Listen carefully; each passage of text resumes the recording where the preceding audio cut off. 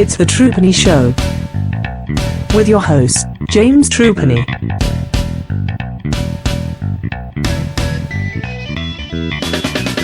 Hello and welcome to the Trupany Show. My name is James Trupany. This is my show, and today we're at the Beginner's Guide to Japanese Professional Wrestling, episode number 32. And we are looking at the biggest women's wrestling card of all times. 45,000 people in the Tokyo Dome to witness a cross promotion between All Japan Women's Pro Wrestling, which was the main organisation that organised this card, FMW, JWP, Gaia, kickboxing associations, amateur wrestling associations, and the WWF and FMW. It was a glorious, glorious, wonderful thing of Joshi, and we are going to examine why it was so important to the industry, what was really good about it, things that could be better, and maybe analyse a little bit of how we could get back to this particular point again. Now, to join me today in this momentous occasion is Mr. Alexander Watt. How are you, sir? Hello, I am really good. I'm buzzing. I've watched a lot of this show today. I've caught up on NXT TakeOver and seen one of the matches of the year. Yeah, it's been a lot of good wrestling today. 8 hours from New Japan, 4 hours from WWE, and 10 hours from All Japan Women in the mid-1990s. Basically, and the Rumble tonight. We're recording this night. You will hear this in a couple of weeks' time after we've done the first two New Beginnings shows. So, yeah, we're I can't believe on the weekend. Elias Sampson won the Rumble. Who saw that? Also, as you can hear her in the background, Miss Chelsea Spollen of ShouldersUp.net. How are you, Mom? I'm doing pretty well. I'm excited to talk about this. All right, then. This show is all about pioneering women, so I have a bit of a pioneering woman aside. This is a story I was reminded of today, and kind of shows you in a roundabout way the way wrestling should be. Have you heard of Miss Louise Smith? Sorry, Mrs. Louise Smith. Either of you? I don't think so. A little familiar, but I don't think I know. No, what the deal is there? Louise Smith was of Asheville, North Carolina, and she was asked by Bill France, the original owner of NASCAR racing, to be a NASCAR driver in the 1940s. And the reason why Bill France asked her to be a NASCAR racer was because she believed that professional sports should appeal to the widest possible audience. And despite being a good old boy kind of southerner, he was from Washington, D.C., really, but on the Virginia end of Washington, D.C., he genuinely thought it was a good idea to have people of color in NASCAR racing and to have women in NASCAR racing, and did an awful lot for black drivers and for women drivers, even though he was a very conservative person socially himself, and even his son's Bill France Jr. is a noted Trump supporter. However, Louise Smith was one of the first women drivers in NASCAR, and she was picked because, well, to be honest with you, she could outrun the Asheville police any day of the week. And she was a good driver. She finished 13th place in her first NASCAR event back in the 1940s, and to the point where no one had taught her what a checkered flag was because they assumed she wouldn't be able to finish the race. She finished in 13th. So, Louise Smith, go look her up. But we're talking about we're talking about pioneering women today. And that's the reason why I brought that story up. And All Japan Women in the 1990s, as we discussed many times in the Beginner's Guide to Japan, was the best wrestling in the world. And this card at the Egg Dome in November of 1994 goes to show how great Joshi was, not just in All Japan Women, but in pro wrestling, Joshi wrestling in general. Chelsea, what do you think of this card, and where do you think its place in history is before we start going through the matches? What was the reputation this card had for you? Oh, man. So I think the most famous thing from this card that I knew about before we decided to watch it is the match that Manami Toyota and Aja Kong have. I feel like everybody knows about their Big Egg Universe match. I don't know, before we decided to do this card, I don't think I had a sense of exactly how big this event was. I did not know that it was this long. It's like 12 hours long, right? Yeah. I did not realize how many people were there. I didn't know that it was like, what is it, 42,000 people? Something like that? 42. I'm sure it's 42,000. Between 42 and 45. It's confirmed 32,500, but it could have been anything up to 42,000 or more, basically. Either way, that's insane. I mean, apparently, I saw on Wikipedia today that this event sold $1.6 million worth of merchandise. That's astounding. Like, I'm sure there are WWE shows in major cities that have large crowds that don't sell that much merchandise now. So that's nuts to me. And a $4 million gate. Sorry, and a $4 million gate. Yeah, I think it grossed about $6 million or something, which is why they spent like $1 million just on like some of the entrances and stuff. But they very much made that back. It's yeah, I mean, this is like, the card feels prestigious. It has a big fancy, like, plan your life around it quality to it. And even if you just like run through the cage match page and look at some of the names listed, it's, I mean, pretty easy to get the idea of, oh, okay, this is a big deal. There's going to be some really cool stuff on this card. Alex, what are your thoughts on this card as you looking back on it now 24 years later? What do you think is its importance in wrestling history for you? Yeah, I mean, I'm kind of with Chelsea on the Aja Kong Manami Toyota was kind of the main thing I knew from it. I've said many times it's one of my favorite matches ever. But yeah, I mean, it's the biggest card in women's wrestling history. It's arguably the biggest wrestling card ever, period. Certainly the longest, as we discussed. I think in hindsight, 10 hours might be a bit too long for a wrestling show. I can see why this hasn't been done again. I mean, WrestleMania might reach these levels the way they're going, but hopefully not. Nobody broke out the beach balls. That's true. No. That's true. Well, that we know of. Anyway, I didn't spot any. But yeah, I mean, my history with it, I knew of the show when Power Slam magazine in the UK back in the day, which we've mentioned a few times, they did their best 25 shows ever back in, I think, 2011. Like at that time, I was more sort of a US fan then of that kind of stuff. So I just expected WrestleMania 17 to be top, but they thought Big Egg Universe was the best ever. So I think that kind of puts in context how good this was. We've said like the majority of the matches are unbelievable. I mean, the amateur stuff aside, there isn't really a dud on the entire card.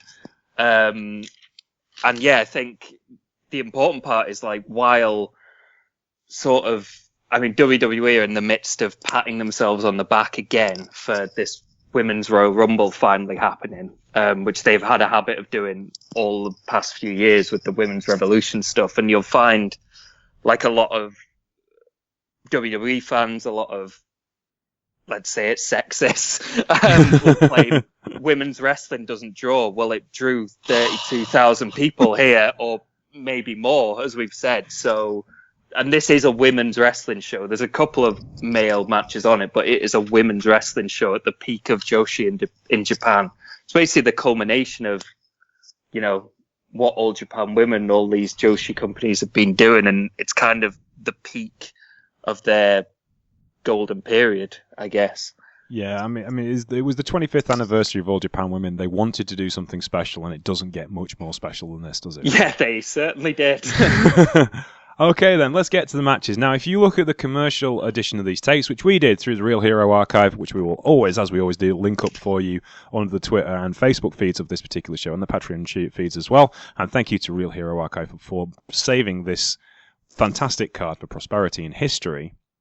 You will see even the build-up. So, like, the discs are 10 hours long. If you've got, if you want to watch them bang, bang, bang, one after the other, it will take you a while. But equally, it's sometimes well worth watching to get the full layup of what happened in the run-up to this particular card.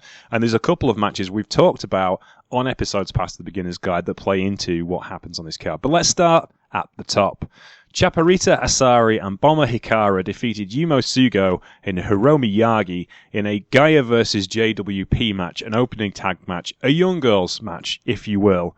Now, Chaparita Asari would go on to later fame the following year by being the first to do a shooting star press in the WWF when she was in that Survivor Series match that was about 12 minutes too short. But this was a solid young girls opener. What did you think, Alex? Yeah, exactly that. Asari was kind of the standout star. I'd completely forgotten about that shooting star press thing. Yeah, and you can see like how athletic she is. She's doing sort of crazy dives, that really cool double backspring into like the double mule kick. And yeah, I think for any first-time viewers to Joshi, you know, watching the start of a 10-hour card, this is kind of a good taste of what they're in for, because it was straight from, you know, the get-go. They really just start at a rapid pace, which is very much the calling card of women's wrestling at that time. You know, lots of aggression, lots of drop kicks. It's basically just a relentless pace for 6 minutes, and a really cool way to start off the card.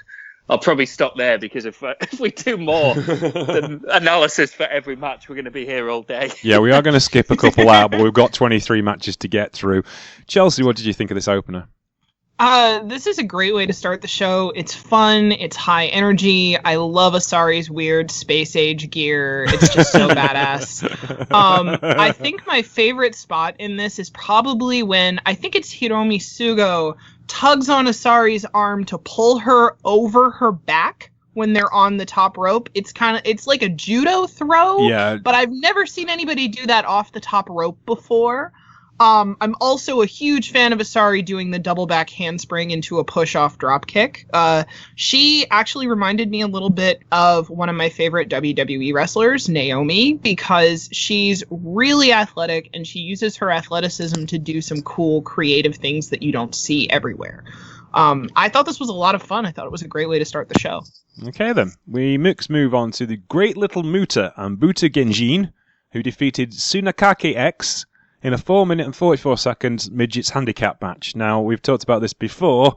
All Japan Women also promoted midget wrestling, which goes back way into the 1960s when the WWWA, Mildred Burke, and a lot of other women's wrestling companies in North America produced midgets as well, because it was part of the rolling attraction that those particular two types of wrestlers were. They wouldn't stay in one territory for a long period of time. They would roll from territory to territory, and so they were a different kind of attraction. And for historical reasons, All Japan Women did this as well. And it was, for what it was, a bit of a fun match, and it was okay as far as I can tell. And great little Muta spitting mist like the original Great Muta. Yeah, it was cool. It was what it was. There is, like I said, there is a hardcore event that they did at Kurikan Hall featuring these same wrestlers, which I've seen bits of, but I've never been able to find the whole thing of, and I was kind of fascinated that from a historical point of view. Chelsea, what did you think of this? I don't know. This is a short match, but I thought it was kind of too long. I don't really understand the point of this entirely, and I'm not sure the crowd did either. I will say that all of those dudes are impressively good at wrestling, considering that I'm not sure. I mean, like, I don't know, if you're a midget and you want to learn how to wrestle, like, how did you do that? You know what I mean? Like, I was kind of thinking about that while I was watching this. Like, it's not like a lot of wrestling people, wrestling trainers would have been able to teach them how. They probably had to make up a lot of this for themselves. Yeah. So yeah. It was like it was an interesting spectacle, but I'm not sure it fits in with the rest of this card. Fair enough. Alex? Yeah, I mean, it was kind of added to the variety show feel. From what I remember, there was a spot where they went on the ramp and grabbed like a trolley and threw someone on it, and it was standing on heads and stuff like that. It was good for what it was. I mean, it also kind of makes sense why Vince McMahon agreed to send his talent over for it, because he loves some midget wrestling. He loves him some midgets. But yeah, I mean, it was, like Chelsea said, it felt like a strange part of this card, but I kind of understand it historically, and certainly in the sense of, like, you know, this card had pretty much everything. I mean, it literally had everything. Like, when you include this, it was a proper variety show in that sense. So, Interesting addition. Okay, then. We shall move on to the first championship match of 3 championship matches on this card. Only 3, by the way, out of the 23 matches were championship matches. For a company that had like 12 belts. Candy Akutsu defeated Rei Tamada for the AJW Junior Heavyweight Championship. These guys were actually on the card we talked about the last episode of the Beginner's Guide to Japan in the JWP card. And this was a bit of a cracking match. I really enjoyed this. It was kind of what you'd expect from a rookies match, though it was fairly high stakes, and they couldn't obviously afford to steal the thunder of what was going to happen later in the card. It was good. I enjoyed it. It was a solid piece of work and really showed what both wrestlers were capable of. What did you think of this, Chelsea? So I will say, before I get into the match itself, that Candy Okutsu has one of the best haircuts on this card. Like, when they were doing the pre-match interviews, I was looking at her, I was like, wow, that's really stylish. This is quick, and it's smooth, and it's not meant to steal the thunder of everything that happens later, like you said, James. I think the beats in this match aren't in places that draw a maximum reaction out of the crowd, but I also think that both of these ladies are really good at what they do, and they're not necessarily trying to tell you a super deep story. They're just trying to entertain you for however long they get, and I feel like this accomplished that. I was really impressed by both of them. I thought they were both really good, especially considering I think hadn't Rie Tamada only been wrestling for like 3 years at this point? Yeah. And I think it was similar for Candy Okutsu, like 2 or 3 years. They're both impressively good considering how green they were. And different dojos as well, because Okutsu, despite being the AJW Junior Heavyweight Champion, was a JWP wrestler. So, you know. Wow. Yeah. Yeah, that's even more impressive. I don't know what kind of time they had to prepare for this, but I mean, it felt like they worked really easily together. Like it was a good fit. Alex, your thoughts? Yeah, pretty much echoing what you guys have said. It was good for its place on the card. They did sort of as much as they could without taking away from what was going to come later in the card. You know, they had like 8-9 minutes, so I think they did a lot with it. Candy Akutsu's rope walking stuff was great. I love that. Also, again, like the rapid pace, they did like a test of strength for like 2 seconds and then just straight back into just attacking each other. It's like, yeah, that's classic Joshi. There was also, I forget who it was, but they did like the nonchalantly moving out the way of a crossbody, which is always one of my favorite things in wrestling. And yeah, the top rope suplex and the multiple Germans to finish, also very nice. Yeah, it was like you say, nice little hard hitting, fast paced match. You just reminded me of a story that Steve Austin is fond of telling. Kurt Hennig in his first match with Harley Race, and Harley's lacing his boots up and he's got a cigarette on, and Kurt goes up to him and says, "Hello, Mr. Race, I'm wrestling you this evening. Well, what would you like to do?" And Harley looks up at him, doesn't even look up, and he goes, "What's your finish?" He says, "A drop kick off the top rope." And Harley thinks about it for a second, takes a deep drag on his cigarette and goes, "I'll move." That's awesome. Yeah, because Harley's Harley, and that's what's going to happen.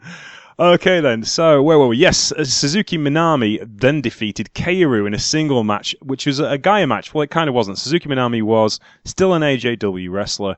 Kaoru had switched allegiances from AJW to Gaia, as Chigaso Nagaya was rounding up talent for her new company. And they both were similar kind of wrestlers, kind of rangy, kind of tall, had a bit of a lucha libre background, could fly, could do submission. They were masters of all trades. Kaoru these days wrestles for Sendai Girls Academy and Marvelous, and is fond of throwing some Formica around, and still has the best moonsault in pro wrestling today.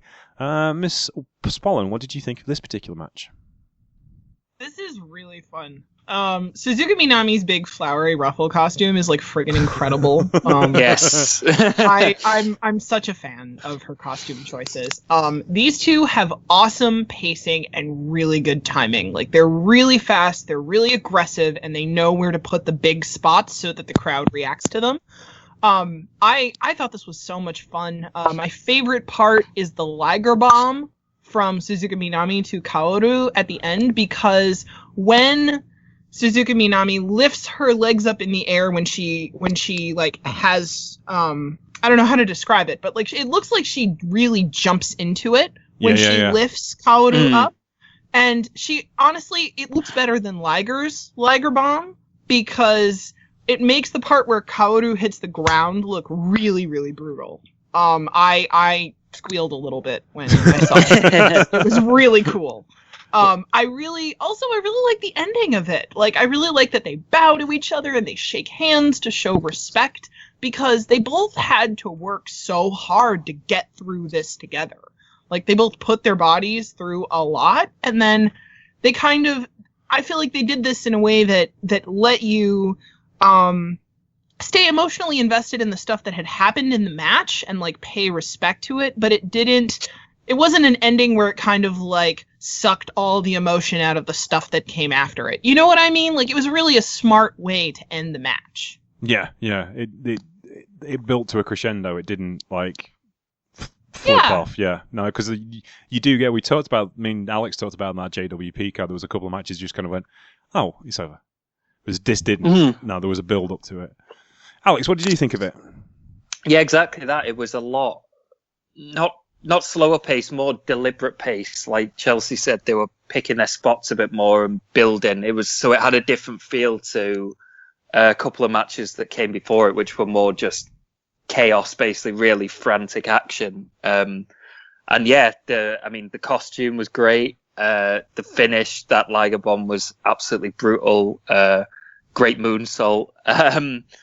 There's not a whole lot more I can add. It was just they built more to the big spots than some of, say, the matches we're going to see later on during the tournament, where it was just spot after spot after spot. Not doing that down in any way, by the way, because some of these are some of the greatest matches ever, but it was very deliberate pacing, I think, to make it feel different from what was coming on the rest of the card.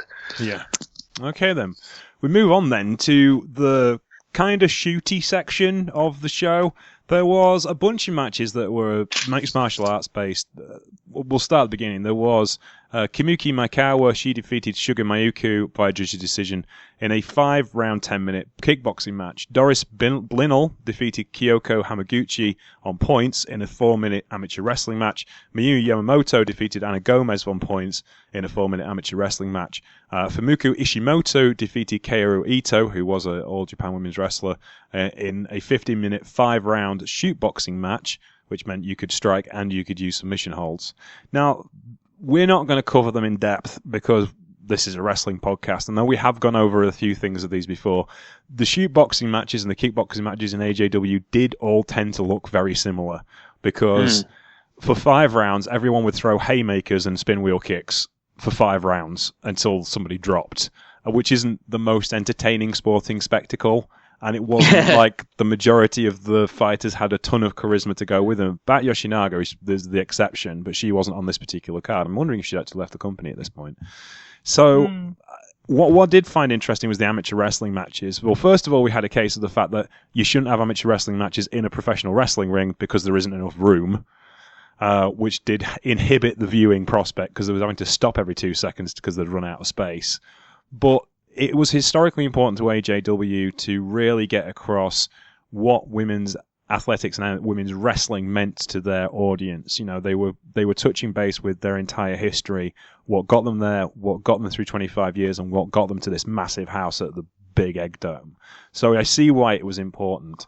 It wasn't the most entertaining spectacle to watch, but it was there for a good reason. And it also allowed some pacing to the evening because there's a lot of stuff to watch, and it allowed you, well, if you add all those totals up, around about half an hour to calm down before getting into the meat and potatoes of this card. Chelsea, what did you think of this particular layout? Oh, I should also mention there was some Indian Hindi wrestlers as well doing a demonstration. What did you think of this, Chelsea, as kind of like an homage to the roots of what AJW had been?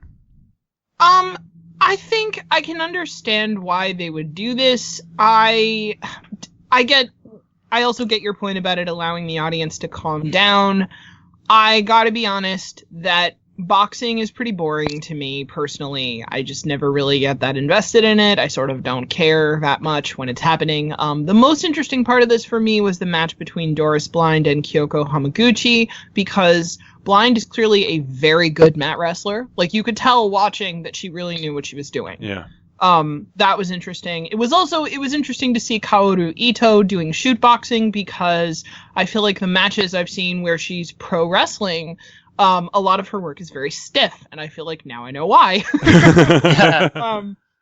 I don't know. I get why it was there. I get that there's probably a swath of their audience that was really invested in stuff like this, but for me personally, I could have skipped all of it and just moved straight along to the match that came after it, and I would have been fine with it. Actually, I realised why Kyoko Hamaguchi is on this card. She is the daughter of Animal Hamaguchi, the chief trainer at the New Japan Dojo at the time. No way! Because I was looking at the match and I'm going, that looks like Animal Hamaguchi. It is Animal Hamaguchi. So yeah, that's cool. That would be the reason why she was on this card. And suddenly, it all makes sense now. Yeah, but so yeah, I can understand that. Alex, what are your thoughts on these shoot crossover matches? Yeah, I mean, I understand the idea. Again, we're on a very varied show here, so I get why they were there, and it does, like you say, give people a chance to calm down. I mean, if they wanted to do that, they could have maybe paced them out throughout the show, rather than putting them in one chunk here, you know, between sort of the tournament matches and stuff later on for like cool down purposes. I think you've got the issue as well that with the kickboxing stuff, it's not even as good as when like Dynamite Kansai and Aja Kong are doing similar stuff later in the show, so it sort of shows it up in that way as well. But yeah, it was good for what it was, and I think the amateur wrestling stuff was quite interesting. But in terms of the kickboxing stuff, I'm kind of with Chelsea. We could have probably skipped this and just kept stuck with the wrestling, especially with the length of the card. So shall we talk about some wrestling matches then? Back to the wrestling. Okay, then. We do. I just want to point out, I just looked up Kyoko Hamaguchi, and she was in the Athens Olympics and the Beijing Olympics, and she won a bronze medal for wrestling, I think. That's pretty cool. That's really cool. Yeah. I would not have guessed that watching this card. I guess this was early in her career, really, I suppose. She must have only been about 18, 17, I would guess. Yeah. Yeah. Okay then, well, we'll move on to wrestling matches, professional wrestling matches. And then the first singles match of the second half of the card featured Reggie Bennett of All Japan Women wrestling Chigusa Nagayo of the newly formed Gaia, president and the greatest women's wrestling draw of all time, knocking 7 shades of undiluted shit out of one another for 8 minutes. It starts with Chigusa blaying stuff in, as she always does. Blading, because it's Chigusa Nagayo and she's not going to. And then Reggie Bennett proceeds to beat the hell out of her. And Chigusa keeps coming back, because she's Chigusa Nagayo and she ain't backing down from nobody. And 8 minutes and 39 seconds of the hardest hitting wrestling match on this card. No complaints. These guys put the effort in. And in the post-match interview, Reggie Bennett said, hopefully next time we can have a wrestling match. Alex, what did you think of this? Yeah, it was pretty brutal. I'm umming and ahhing over whether it was the best way to use Nagayo to the best of her abilities when we saw, especially after covering the JWP card the other week, which really was using her to the best of her abilities, and that was a brutal match, but done slightly differently. I think the fact that Bennett was on offense for a lot of it was probably not the best thing for the match, but you sort of had Nagayo being the babyface and constantly coming back. I enjoyed it for what it was. I just think it could have maybe been structured slightly differently to work better to their strengths, but it was still some quite good violence. So, yeah. Chelsea, what did you think of these two? I sort of agree with Alex in that I'm not sure this was the best use of Chigusa Nagayo, because I felt like Reggie Bennett was a little bit out of her depth. She was definitely trying, and I did like that she sort of just like went off and smacked Nagayo before the match even started. I thought, you know, the bits where she was kind of like, come at me, were kind of like I felt like she was trying a little bit too hard, but at least she was trying. I don't know. Chigusa Nagayo is so charismatic that if you're trying to stand up to her as like, I'm the interesting tough guy character in this match, I feel like that's a pretty bold statement that's probably going to be unsuccessful. I think my favorite part of this was really just Chigusa at the end with her face covered in dried blood and just sitting there calmly talking to the cameras. And I don't know, Reggie Bennett saying it should be more wrestling than street fighting. I was like, well, okay, but you seemed like you were sort of uncomfortable with the actual wrestling. Yeah. I feel like Nagayo carried her through a lot of this, which, I mean, Chigusa Nagayo is spectacular, so I feel like anybody who's, been wrestling half as long as she had is probably not going to measure up completely. But it was a little disappointing for me. I wish they had gotten a more experienced opponent for Nagayo. It's funny you should mention that. Last night there was a Joshi Marvelous card, and Yoshiko got in the ring to stare down Chigusa Nagayo, and there's a picture of Yoshiko holding her Openweight Championship tag belt above her head and staring into Chigusa Nagayo's eyes, and it's exactly what you just said. It's like, you ain't good enough. And you ain't been around long enough. This is Yoshiko, yeah, right? Yeah. Kicked out of Stardom, Yoshiko. Yeah, that's one, Yoshiko. So is this because Nagayo went to another wrestling show? She went to Kurikan and it all kicked off again. She needs to stop going to wrestling shows. No, actually, she was in gear this time, so I'm assuming that this was intentional. Yeah, but yeah, I think you're right. It was good for what it was, but could have been so much better if looked at from a different lens. But then again, you've got 23 matches on this card. You've got to make it look different. So, yes. Yeah. Okay then, moving on to match 10, and speaking of violence, Shinobu Kandori and Mikoko Futigami defeated Toshio Yamada and Tomoka Watanabe in 11 minutes and 30 seconds. And it was blatantly obvious that Yamada and Kandori don't like each other from the get-go, and that's pretty much the story of the match, and it was Yamada calling out Kandori, and Kandori trying to tear her arm off and take it home. I love this. That's brilliant. If I could watch wrestling like this every day of the week forever, I'd be well happy. Alex, what did you think of these two tag teams? Yeah, this was really, really great. Not better than I was expecting it to be, because it's not something that's necessarily, because we know when we get later in the card that these are the matches everyone talks about. This one I haven't really ever heard anyone talk about, and it was definitely one of the best things on the card. It was awesome. Like you say, Yamada and Kandori just beating the crap out of each other. And, she wanted to get that armbar, eventually did. Just doing a little bit of background reading on this, they never had a singles match. No, is that right? Yeah, that's disappointing and surprising. What, really? That's so sad. It must have been the plan going forward, but it just, I guess, for whatever reason, never happened, which has got to be one of the biggest crimes in the history of wrestling, looking at their chemistry here. I'm trying to think what happened. I know Yamada went back to teaming with Manami Toyota to get the tag team division over again, because the tag team had calmed down since they split up. And then not long after that, Yamada had to retire whilst Kandori was tangling with Megumi Kudo in FMW, so that may have had something to do with it. Right, so they might have been building to it, and it just, bad timing and stuff like that. But that was the biggest sort of shame, I guess, reading back on it. But this match, it was just stiff as hell. Everyone hated each other. I guess the only thing was it was so chaotic. It was like you just completely lost track of who was legal and who was it was just madness. Chelsea, what did you think of this match? This is insane. I love Shinobu Kandori and I love Toshio Yamada, so I popped along with the audience for their interaction in this match. The dislike was so genuine, but also for two people who really don't like each other, they wrestle very well. They really kick the crap out of each other. My personal gut feeling, my preference between the two is Toshio Yamada. I love her. She's such a ring general. I love seeing her boss people around and kick them in the face. All the ring work in this match is really crisp and stiff.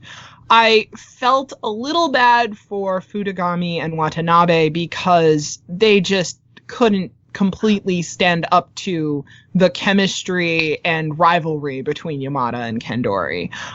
They both got themselves over enough in this match. I mean, they did stuff that the crowd reacted to that the crowd liked. In particular, I think Watanabe's leg drops were really, really awesome, and the crowd definitely reacted to them. But nothing in this match stands up to the pop that the audience brought for Shinobu Kandori and Toshio Yamada just being in the ring at the same time. Every time they were near each other or looking at each other, it was electric. This was like nuts, and like Alex said, I couldn't keep track of who the legal people were in the tag match. It didn't really feel like a tag match. It felt like a singles match with other people in it. Yeah, I think that was possibly the one issue with it. There wasn't a lot of tag team wrestling that went on in it, but having said that, it was still brilliant. Yeah, it's awesome. And like, definitely, if you're trying to pick something to watch from this card and you're trying to skip some stuff because it's so long, definitely make time to watch this match because it's great. Okay then. Right, here's a story for you. Back in 1992, there was an underappreciated babyface who went to Mexico and found fame and fortune in heavyweight championships, and came back to their home country, Japan, with a badass attitude, and recruited a bunch of people to support her in her new venture, Los Cocorales Orientales. Sound familiar? Well, you know.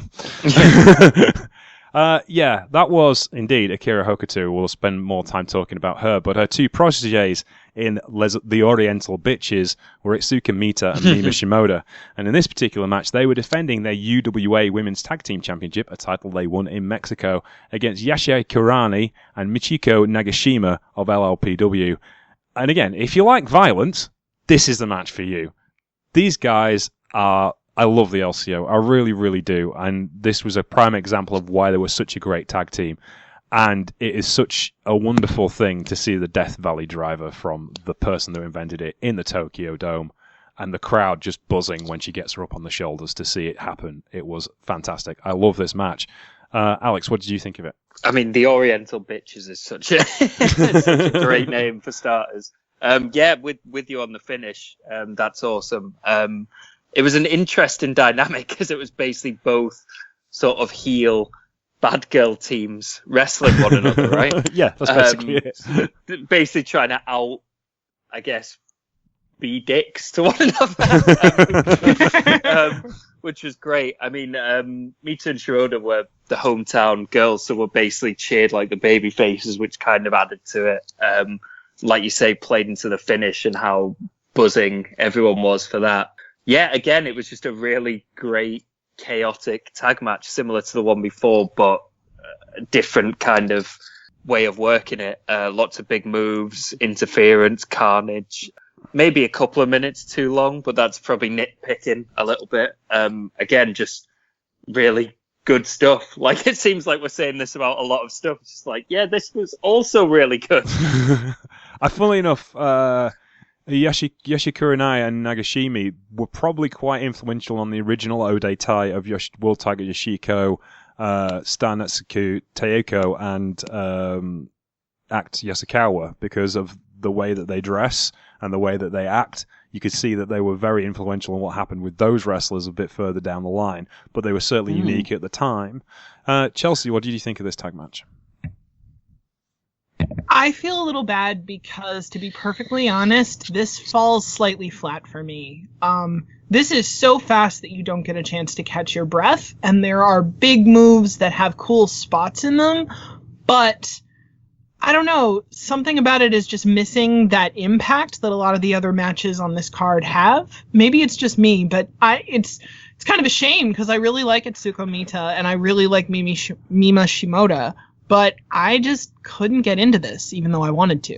That's fair enough. I can understand where you're coming from with that. It was maybe because you've got two teams of a similar style, but from different promotions. Like Alex was saying, out-healing each other is rough and really hard. Yeah. So, there was a great story. It was a book I read called Whatever Happened to Gorgeous George, and it was written by a guy whose grandfather was a wrestler at some point, and back in the 1930s, and he was wrestling in Memphis one night, and him and the other guy both wanted to be heels, and they were trying really, really hard to be heels, and eventually he decided to go walk up to the black section of the crowd and say, "These are my people," just so the white people would hate him. Wow. Yikes. Yeah, that's how like the dynamic of heel versus heel can be really, really not good as far as the dynamics of a match is concerned. So yeah, and that wasn't a particularly fun story, but it's certainly what happened back in the day. And if you want to find out more about those stories, there is a great Art of Wrestling podcast. Well, it's actually the other ones that Colt Cabana does are on Stitcher Premium about Sputnik Monroe, which is a really cool story. You should read the stories of Sputnik Monroe because he was very important to the Memphis wrestling scene and certainly to black liberation in Memphis, Tennessee as well. Anywho, let's move on to the next match, which is match 12. Hey guys, we're over halfway through now. We've been talking for 45 minutes. Right, okay. Lioness Asuka, formerly of the Crush Girls, and Yumi Ogara defeat Drew with Jaguar Yokota and Bison Kimura in a 10-minute exhibition match for the veterans to show their stuff in a match that was actually better than some of the matches with the youngsters on. This was brilliant. Just great way to showcase how these people were still great after all this time. And if you think about it, this was kind of opened the door to Lioness Asuka making a comeback in Gaia in a couple of years' time. Jaguar Yokota never really retired. She did on and off over the next 10 years, but is still wrestling occasionally today. And Bison Kimura would be in FMW within 3 years. There's only Yumi Ogara, who was kind of a big star in the 1980s, who really didn't bother with wrestling after this. So, what did you think of this, Chelsea? I think that this is proof that the 25 rule in Joshi was complete BS. Because all of these women are under 30, and they're all so good. I'm sorry you're going to have to bleep me for saying that, but it's worth it. They're so good. And I mean, Jaguar Yokota is still wrestling to this day. And I don't know. I think she's amazing. This is a lot of fun. I think these ladies knew this wasn't going to be very long, and they knew there was a bunch of really important stuff to come after that they couldn't completely squash by getting the crowd too hyped up. But for those limitations, they all make sure that they all get their stuff in. They all look so great. There's no moment in this match where you look at it and think, oh, that has a little bit of slack that needs to be fine-tuned. Everybody is just so on it. I think my favorite part of this is Lioness Asuka hitting the powerbomb and then almost immediately afterwards doing the swing and the audience starts counting. It's just so cool. You just watch this match and think everybody's such a badass. It was a lot of fun. I think so as well. Yeah, definitely. It was a lot of fun to watch this, and especially someone like Bison Kimura just yanking people by the hair and throwing them around the ring. Can't argue with that, can you? Alex? No, I was giggling while I was watching it. It was so great. Alex, what did you think of this? Yeah, exactly that. It was great 10-minute match. I mean, exactly what Chelsea said, that it was, you're looking at legends coming out of retirement, but the retirement idea was a bit outdated already, that they had to retire at 25 or 26 or whatever it is. Look at this, look how much they were still going. And then, like you say, James, how many of them came out of retirement on the back of this, because they've had one of the best matches on the card, certainly on the undercard. And they could all still go. And it was, it just showed up that it was ridiculous that they had to retire in the first place, really. Particularly Jaguar Yokota. She really, really stood out, even above Lioness Asuka, which is saying something. And you can see why she's still going now. Because there was no way she should have been retired at this point. There was an argument about 1981 Jaguar Yokota was the best wrestler in the world.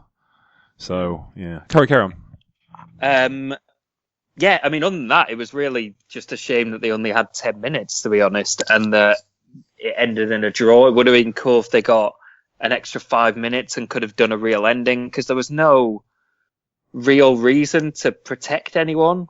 I guess the thinking was if they'd all stayed in retirement, maybe, but even then, why not just have a definitive winner and not put a time limit on it, or not have them go to the time limit, if you see what I mean. Yeah. But yeah, other than that, it was a lot of fun for 10 minutes and great showing for all four of them. Okay, then we move on to match 13, which was Blizzard Yuki, who defeated Mariko Yoshida in a singles match in 12 minutes and 3 seconds, and this was perfectly fine. I do like Mariko Yoshida. She went on to bigger fame and fortune in Arceon in the late 1990s, which we will talk about when we get to the late 1990s. But Blizzard Yuki and Mariko Yoshida, it was cool. I enjoyed it, but I can't remember a ton of stuff about it. It kind of got lost in such a big plethora of cool stuff. What did you think of this, Alex? Exactly that. Like, there's so many matches on this card. It's quite difficult to keep up with everything. I mean, it was kind of in like the popcorn section, for lack of a better term, because the tournament matches are after this. But there was some cool stuff like, I mean, the masks for starters, or the mask, and then Yuki winning with the twisting senton was really cool. Yeah, I mean, it was good for what it was. I mean, Blizzard Yuki is a great name as well. Yeah, as a awesome, side note, one of many, as we spoke about on the JWP show about how many great names there were in Joshi. That's up there. But yeah, it was good for what it was. Not one of the more memorable matches on the card, but I mean, when you've got 23 matches, is it? Yeah. Then a couple are going to get lost in the shuffle, sadly. Chelsea, what did you think of this? I think the thing that's kind of disappointing about this is that it's supposed to be Blizzard Yuki's debut, and it doesn't really work as a debut. It's a fine match, but Mariko Yoshida is the star of this match, and I think it was just kind of not the right setting to debut somebody in.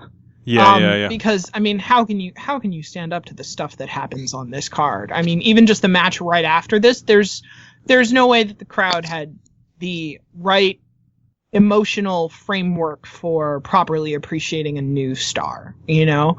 I thought this match was good. I think both of those women are really good wrestlers, but I just don't think it did a whole lot in terms of moving anybody forward or highlighting them and making them look especially great. Yeah, it was exactly that. It was like, it was decent for what it was, but it didn't really achieve probably its intended purpose. So you wonder why they did it in that way, really. Yeah, I mean, it happened. It was nice, but that's kind of it. Okay, then we move on to match 14. This was part of the VTOP 5-star tournament, and the opening round match that we're going to talk about first was Combat Toyota defeating Yumiki Hotta in 16 minutes and 55 seconds.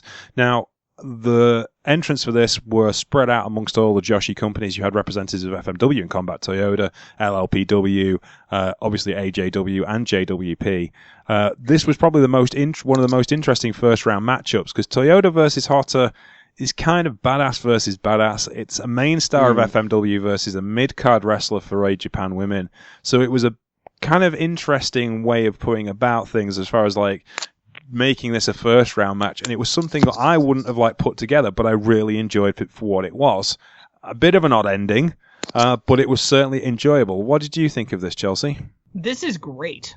Definitely watch this match if you're picking something to watch from this card. I've seen a lot of Yumiko Hotta matches where she's the aggressive one beating other people up, and she makes her opponents look small, and she can't do that when her opponent is Combat Toyota.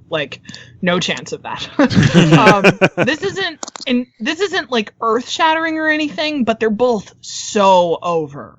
And you can tell that they're both trying to save some audience energy for the stuff that comes later, which is really generous of them, but it's just the crowd reactions to this are so enjoyable, and you can tell they're both having fun with this. I love when Hotta lifts Combat up for the suplex, and you feel like she's managed to tame some enormous wild beast, and I love when Combat picks Hotta up for a powerbomb, and Hotta reverses it, and the crowd loses their shit. I did too, for the record. I gasped. They're so good, both of them, at understanding how to pace a match to get maximum breathing room from the crowd, but also maximum impact for big moments. And, I mean, Combat gets the same kind of pop from doing a crossbody that Kota Ibushi gets in the Tokyo Dome when he does a triangle moonsault. So, I don't know. These two are both so good, and it's astonishing to me that either of them was ever considered a mid-carder or not good enough. It's the same conversation we have every time we talk about this period of Joshi, where it's like everyone is so freaking good. Everyone is like the best you've ever seen. This is a really, really fun match. It's a fun clash between these two, and I could easily watch them have a bunch of other matches because you can tell that they would have stuff to pull out that we hadn't seen yet. Alex, what do you think of these two? Yeah, I mean, this is where we're into the meat and bones of the best bit of the card. Pretty much everything from this point on is really, really good, particularly the tournament matches. And yeah, this is a really good start to the tournament. Very hard hitting. Had that kind of MMA style feel a little bit, and then they started hitting the big moves down the stretch, like Chelsea said, with some of the counters being great.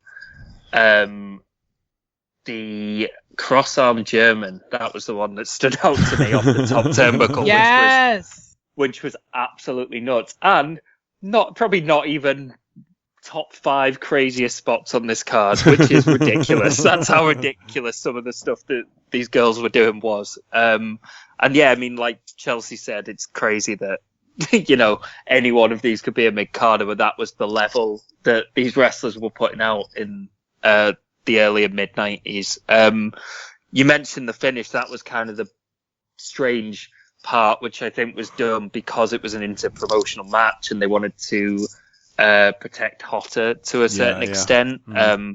So it felt a bit strange, but they just about made it work, I think, with the way she sort of started jostling with the ref, I guess, because she wanted to kick Toyota some more, basically, and then Toyota surprised her with the suplex and the win. So I think it was about as close as you will get to like a screw job type finish in Japan. They just about pulled it off, which can't have been easy, trying to keep all these promoters happy with putting their wrestlers on this card. So I think they just about pulled that off. Okay then, we move on to match 15, which featured Akira Hokuto, the Dangerous Queen, defeating Eagle Saiwai of LLPW in 11 minutes and 8 seconds. This is a very different kind of match because Eagle Saiwai was a big wrestler. She was exceptionally good. However, Akira Hokuto comes in and tries to figure out, how am I going to get past this big bruiser? How can I make it work? And that's the story of the match for 11 minutes.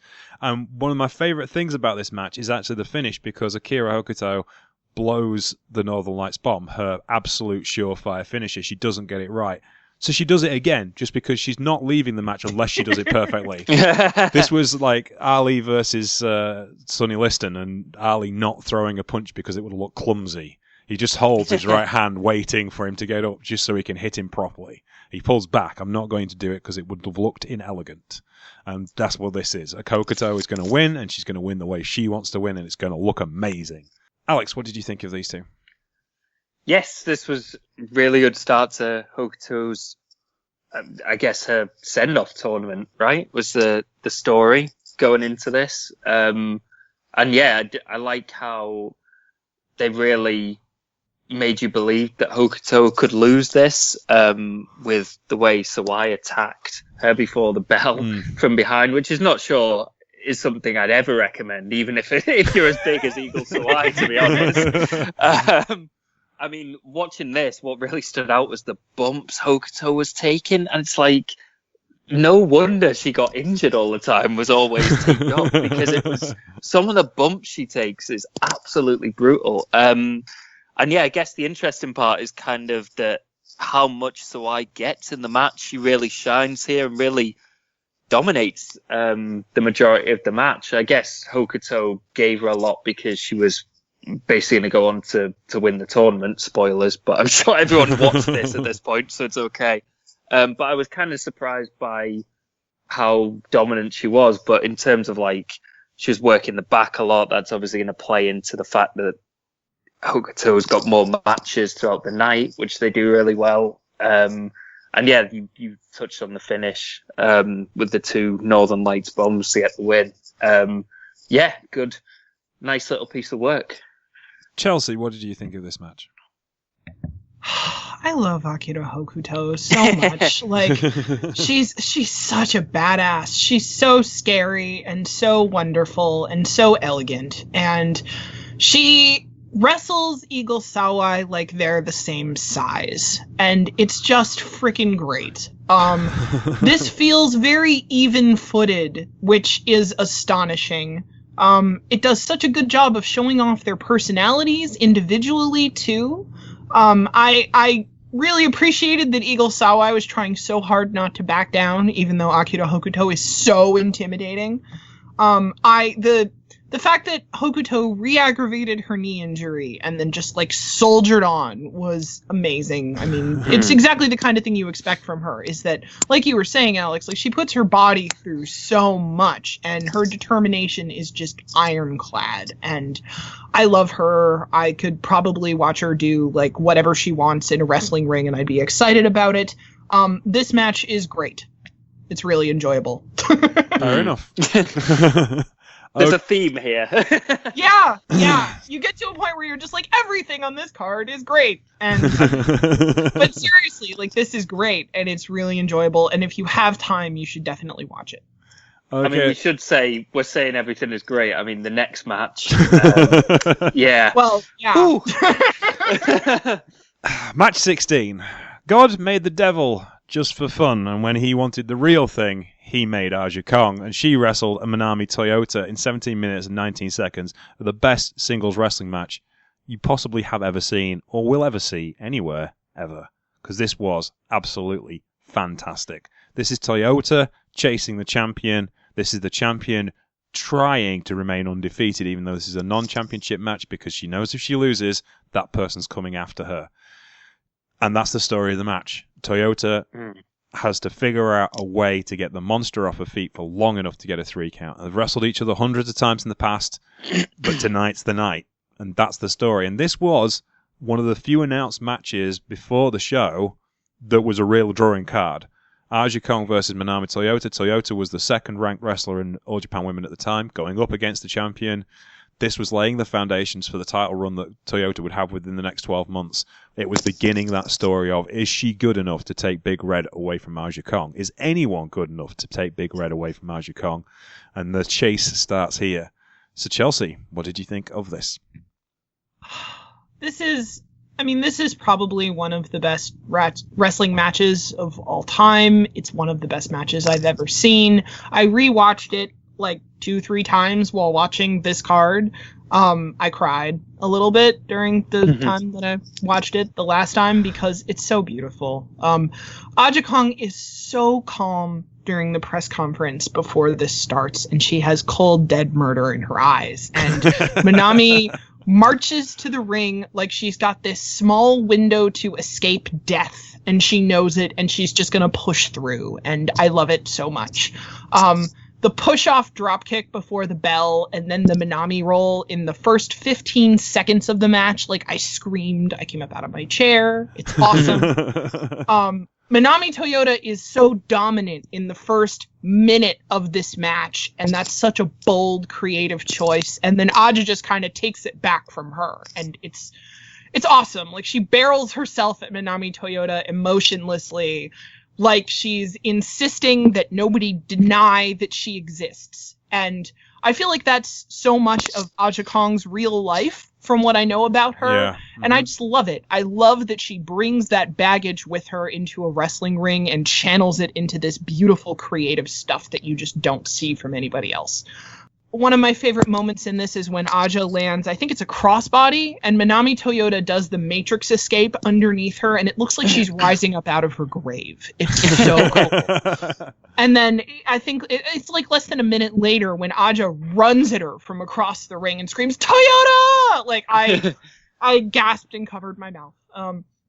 The victory star drop happens in this match, and I literally wrote in my notes, how did nobody die? I love that move so much, and I think they only did it just the one time. They may have done it more than that, like in things that weren't televised, but if I remember correctly, I think it's the only time they ever did it on camera, and it's so beautiful. It's such a lovely hallmark of this match. It's one of the most dangerous wrestling moves I've ever seen. I love the Falcon Arrow into the 3 count pin at the end. It feels right. This sounds like, I'm sorry if this sounds like unnecessarily wordy, but I wrote in my notes, I'm like, it feels like a temporary cessation of motion. It's the end of the middle, but it's not the whole story. Yeah. And then I wrote one line below that, fight forever, because because I could watch them fight forever. And like watching, the reason I got so emotional and started crying watching this like the third or fourth time before we did this podcast is, you know, Manami Toyota just retired.